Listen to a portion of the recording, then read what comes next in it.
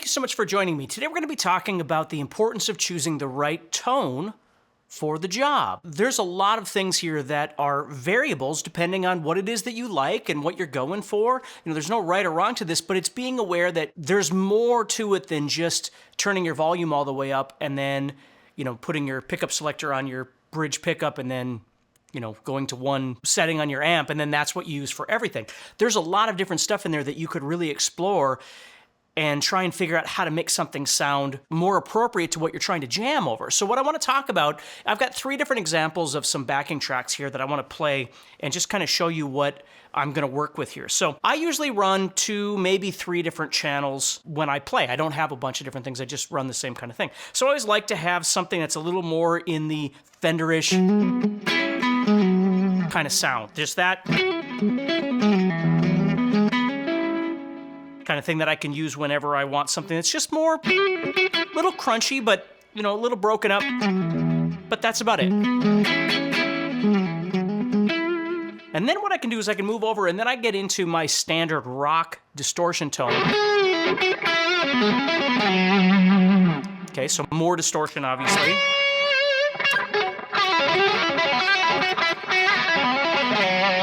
And then if I have another channel, I could have one with, maybe it's my lead tone, so there's even more gain on there to make things a little bit easier for like legato playing or whatever it is I might be doing. But even if I had 2 channels, I usually set it up as a bit of a crunch and then more of a rock tone, and then I can always use my volume, which is what I want to talk about. So if I go back to my standard rock tone here, okay, one thing that I can do is I can lower back. For instance, I could go into maybe the middle position. You might have 2 pickups, you might have 3 pickups, just something where maybe you go a bit more single coil and lower down your volume a little bit. And you get in that territory. So I'm going from here to this. So it's a little more than my Fender-ish kind of tone, but it's still not that. So I'm a big advocate for learning how to roll your volume off and on. And please always remember that your volume is not really a volume like on a car stereo or a home stereo or something where you're just turning down the volume. It really doesn't work that way. The volume knob on a guitar is almost like a filter, because if I turn it all the way up and I turn it back a little bit, you can hear that some of the distortion is going away. There are other frequencies and stuff going away as well, or getting minimized.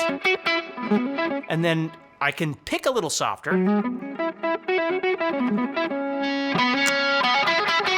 I get a completely different sound. So the point I'm trying to make is that you could change, channels on your amplifier to get more drastic changes.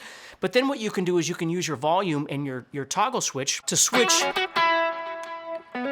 on that particular channel. So you might have a little more, a little less, whatever it might be. So what I'm going to do here is I'm going to play a track here. This one is in C sharp minor.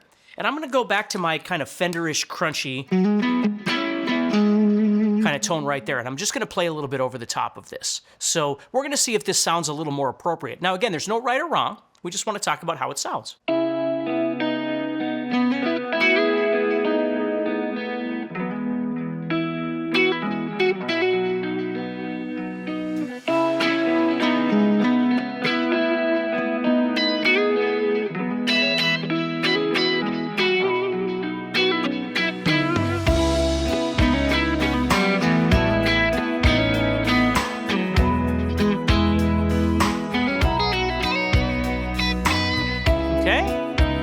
So that's my first track. Then what I'm gonna do is, this time I'm gonna go over to my kind of rock channel. I'm gonna play a little bit there.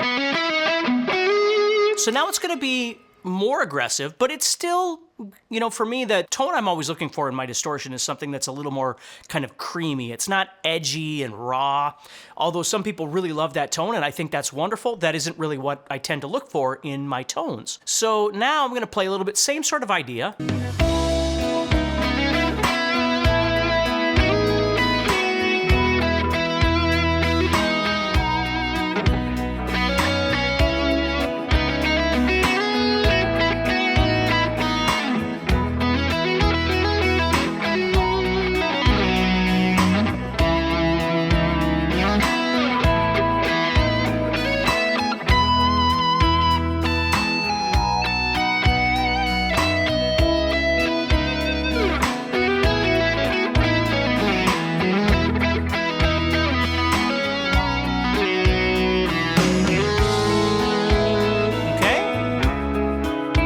So you have to kind of decide for yourself, well, did you like the first one better or the second one? Now what I'm going to do is the same thing. I'm going to stay right where I am.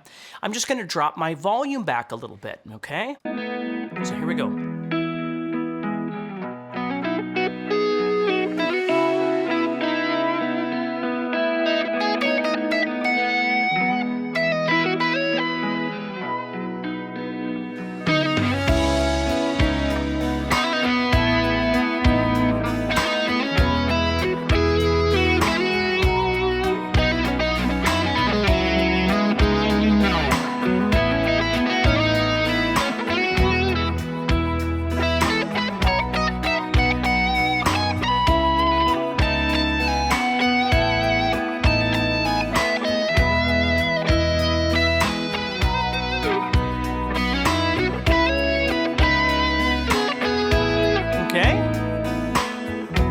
So was that a little bit better?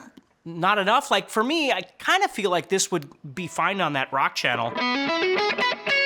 Turned up a little bit, and then maybe when it gets really quiet, I could back off a little bit, but it just depends. So now let's say I go to the next one here. This one's gonna be an E major. Let's take a listen to this one a little bit here. I'm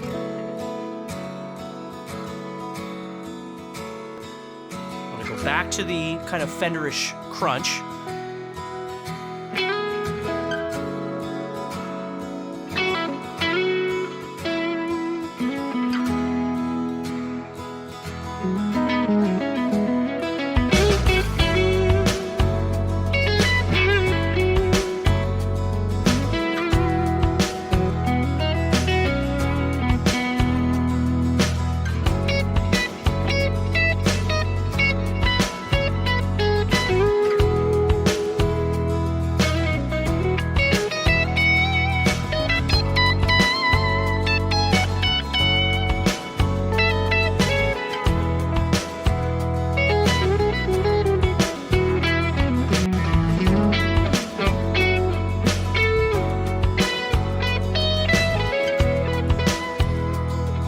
Nice, I kind of like that.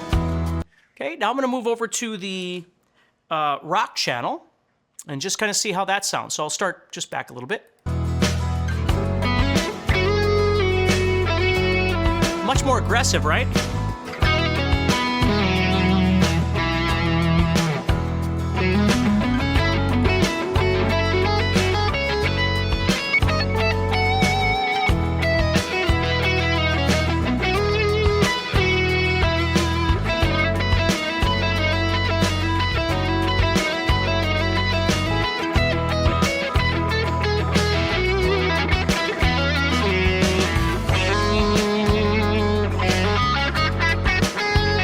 Back that off.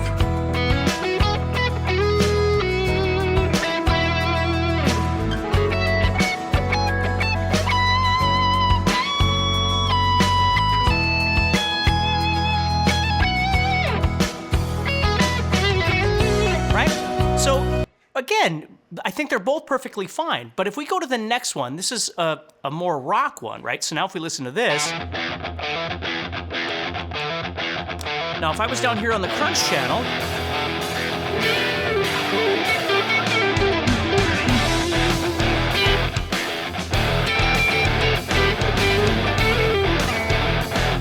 okay, sounds good. It's kind of cool in a funky way, but it's really hard to get over the top of this, even if I turned up my volume a little bit. This might be a case where I really do want to kind of push the level a little bit in terms of the gain so I can get above that and get a little edgy with it. See?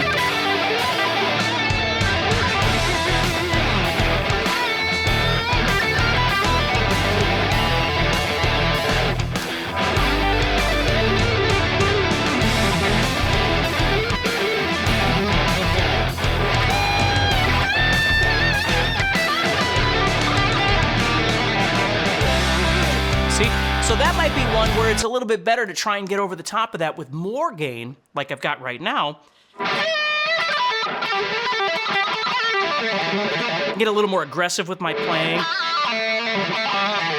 But it all depends on what you like. So my point is that don't just think about, here's my guitar and I turn everything all the way up and turn my amp in one channel and then I do everything with that channel. Now, If you only have the one channel and you love it, there's nothing wrong with it. I think that's wonderful. Then explore more of what you can do with the volume, the tone control, the toggle switch, pickup selector, right? Any of that kind of stuff to make it more applicable to the jam or the music that you're trying to play over. You know, if you were playing over something like Little Wing, and then all of a sudden you're playing, you know, I don't know, something by Metallica, Master of Puppets, obviously it's going to be a little bit different in the setup. So you might drastically want to change those presets, or you'd want to just subtly try and change some things on your guitar. But it's worth looking at, because oftentimes when I get into conversations with people, or when I'm doing a lesson with somebody, you know, and they've got their gear and we're talking about stuff, they really don't do much for changing tone.